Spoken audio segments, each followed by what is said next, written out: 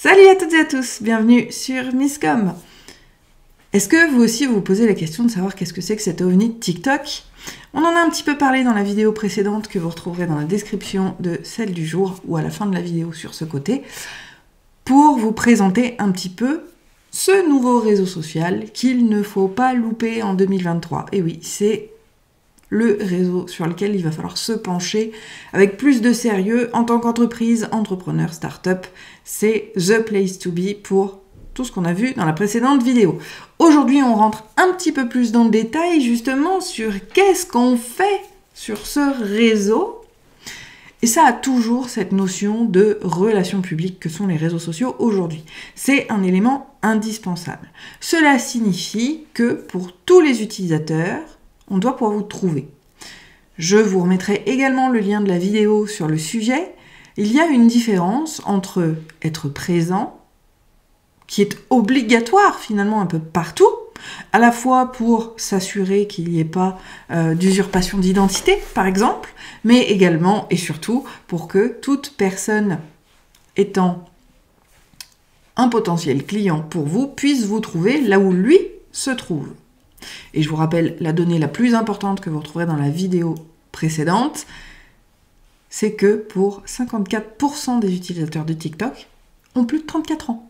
Donc, contrairement à ce qu'on pense que c'est un réseau d'adolescents, en fait, fi de cette légende urbaine, parce que c'est absolument plus le cas.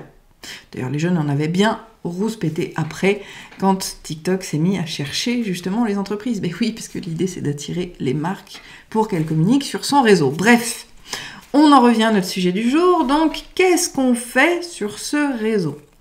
Alors, bien sûr, on doit publier donc des vidéos. C'est le principe de la vidéo et de la viralité de la vidéo. D'où les notions qu'on va voir un petit peu plus loin. Mais c'est pas parce que c'est un réseau qui est paru un peu bizarre et qui, pour son entrée sur le marché, s'est attaqué aux ados, que vous devez absolument faire de l'ironie, faire de l'humour, faire des choses qui ne serviraient pas à votre entreprise, bien au contraire. Ce sont donc des vidéos qui sont entre 5 secondes et 5 secondes à 10 minutes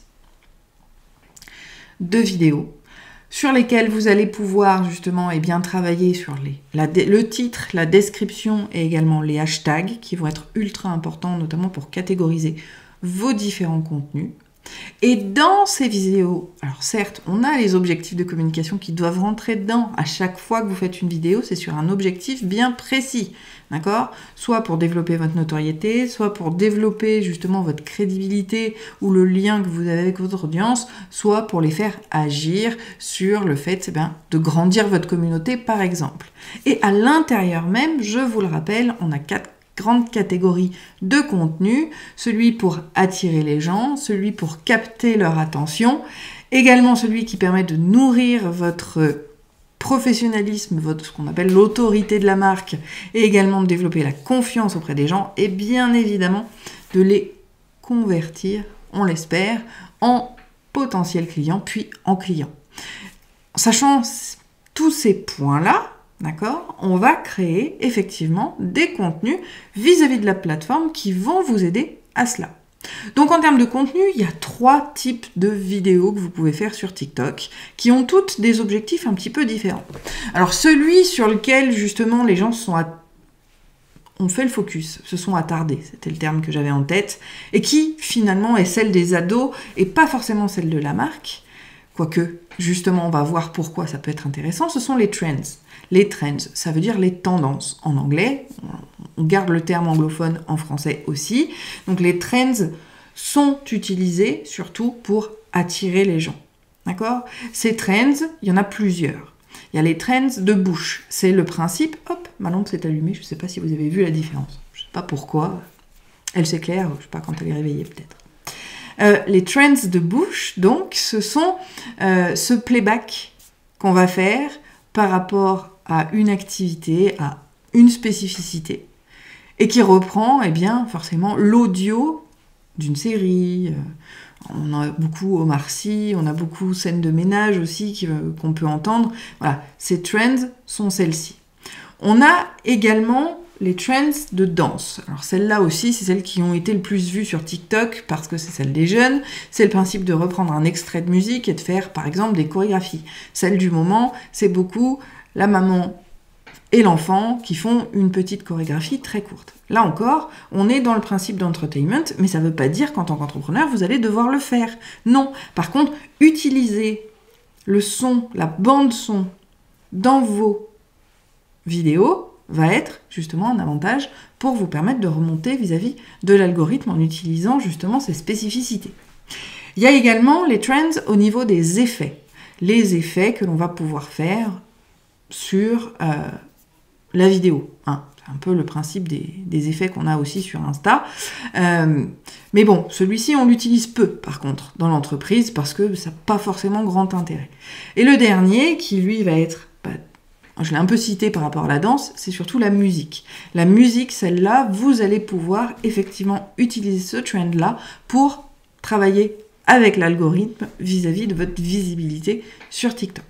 Donc ça, c'était le principe des trends. Encore une fois, vous n'avez aucune obligation de les utiliser en tant qu'entreprise. Vous devez faire les choses dans la fluidité pour vous vis-à-vis de votre caractère. Si vous utilisez un trend humoristique, mettons, et que vous mettez en scène, je sais pas moi, votre enfant ou un comédien, même un proche, hein, qui jouerait le jeu et qui ferait quelque chose avec humour sur votre profil.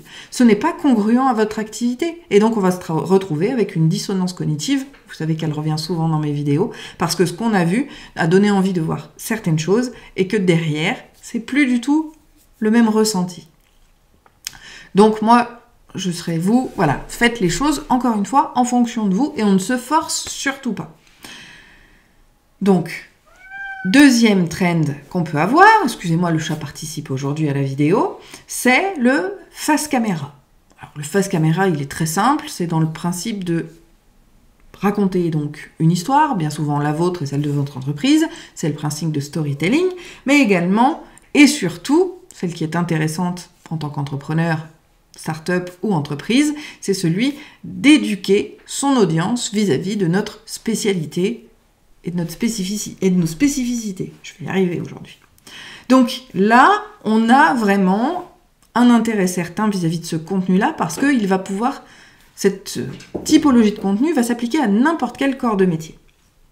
Et puis, il faut quand même le savoir, ça a été officiellement dit par TikTok dans tous les communiqués à partir de cette année 2023.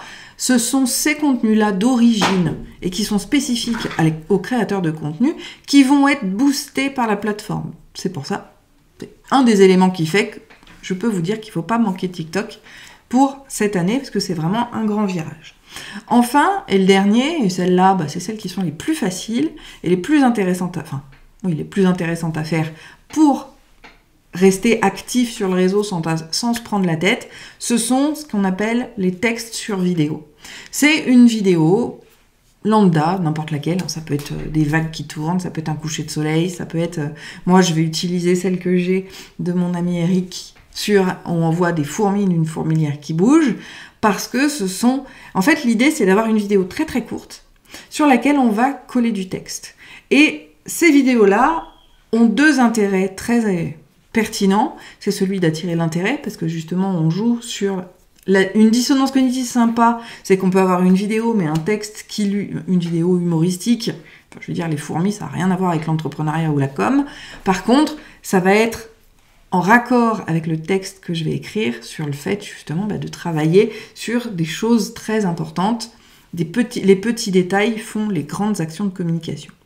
Et donc là, on a l'avantage d'avoir justement cette notion d'attirer l'attention et puis surtout on va pouvoir booster aussi les résultats de son profil sur la plateforme puisque on l'a vu lundi, l'un des premiers critères de TikTok c'est les durées de visionnage et donc quand on a une vidéo courte qui fait 5-6 secondes 5 à 7 secondes sur lequel on met un texte qui est relativement long, en fait, la personne va y revenir et va la lire plusieurs fois pour arriver à lire le texte complètement.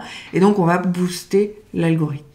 Voilà un petit peu pour les différentes typologies de contenu qu'on va pouvoir faire. Toujours, je vous le rappelle, dans l'optique de répondre à vos objectifs de com, tout en restant sur les objectifs médias sociaux et donc relations publiques, qui sont, je vous le rappelle, d'attirer l'attention, de captiver l'audience, de la nourrir pour être considéré comme une autorité dans le domaine et aussi de développer la confiance pour enfin, les convertir malgré tout en potentiels clients, puis en clients. On nous garde, même si la communication, c'est pas du commercial, on sait très bien que c'est pour développer son entreprise.